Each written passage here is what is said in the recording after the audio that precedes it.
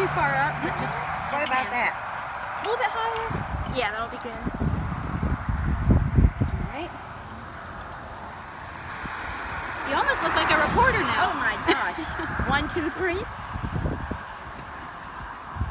Alright, ma'am, could I get you to say your full name and spell it for me? Yes, Virginia, Virginia,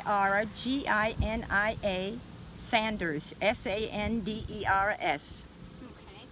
Now you have an interesting perspective because you're part of this group, but also you live nearby. So can you tell me a little bit about your involvement? I'm a resident of Lower Richland.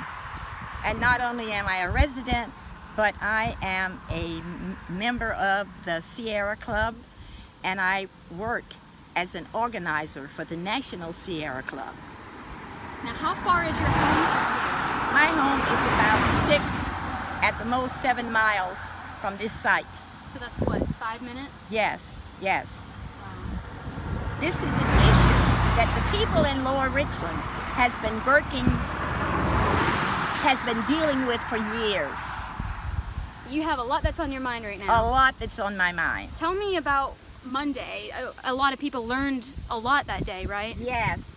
Had it not been for the fact that the article was in the state newspaper, a lot of people would not have known. But even a week after the first article appeared in the newspaper, and even after the second article appeared in the newspaper, I would meet people, friends and neighbors, in the grocery store or somewhere in the community who 2 and 3 weeks afterwards did not even know that there was a problem at Westinghouse. And that was due to the fact that Westinghouse has not been in contact with the people of Lower Richland. Tell me, what were you guys told by officials on Monday? We didn't get a lot of information as to what was going to be done to rectify this, if you want to call it another accident at Westinghouse. And the answers that were given, the people were not satisfied with them. And lots of issues concerning health came up. Lots of issues concerning water testing came up. We got no definite answers on any of those things. And as of 2 days ago, Tom Clements, who is the head of the Friends of the Earth Environmental Organization, has sent a letter to the Nuclear Regulatory Commission asking them to put a hold on the process that's now going on for the relicensing of the Westinghouse plant. So going back to the beginning in 2011, you guys are told that there was a leak as far back as 2011, and so that went on for... That went on unabated for years. Nothing was done to clean up the leak. They said the leak was contained. My question is, how do you contain a leak in groundwater? And especially as porous as the soil is in Lower Richland. And so what is going through the community's minds? There's a lot of concerns. There's a lot of concern because these people do not have city water. Most people in Lower Richland do not have city water. So what's the water utility? They pump their water up out of the ground. They use groundwater for drinking, for cooking, for bathing. That's their only source of water. Do you personally have a well? I'm fortunate. I had a well, but the city annexed my subdivision into the city, and we were given water. But even this is still my battle, because I live in Lower Richland, and I'm going to keep fighting until something is done. The conditions as far as water is concerned, these are third world conditions.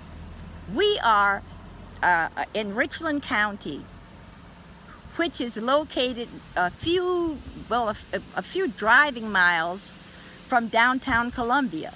This is the capital city of South Carolina, and we have people living with third world conditions when it comes to the water they drink, the water that they bathe in. We are not sure that any of it is safe. So you guys are told that they may basically get another license to operate for another 40 years, and as long as 40 years, and they've got 10 years left on the license that they currently had. That was a red flag to me. So what were they telling you as to why they can't do a cleanup as long as they have that operational license? They never gave us an answer. They never gave the people in attendance an answer. We got very few answers on any of the questions that the people of the community raised. So on behalf of the Sierra Club, what are you guys working to get done? Well, we're in agreement with what Tom Clements has done. In fact, we are putting together a letter to send to the Regulatory Commission. And we are in agreement with Tom's letter asking that the process of relicensing the Westinghouse plant be stopped as of now. We want we want Westinghouse to go back to step one and include the community. We are the ones who live here. We are the ones who are most negatively impacted. We want them to include us in every step of that relicensing. And we want an explanation as to why you would apply for a 40-year license when you already have 10 years left on the license that you have. Now, were you guys told by DHEC officials that it wouldn't really affect the environment or the groundwater? We were told that the latest accident that had happened had not gotten off of Westinghouse grounds. But like one person several people in the meeting brought up, the spill was done by Westinghouse. And you've got Westinghouse doing the testing. What do you expect for Westinghouse to say? We in the community would like to have a private company with no ties to Westinghouse brought in to do the testing. We do not trust Westinghouse to give us an accurate and an honest answer as to what was found in the soil. Now, this is a big mess here, obviously. This is a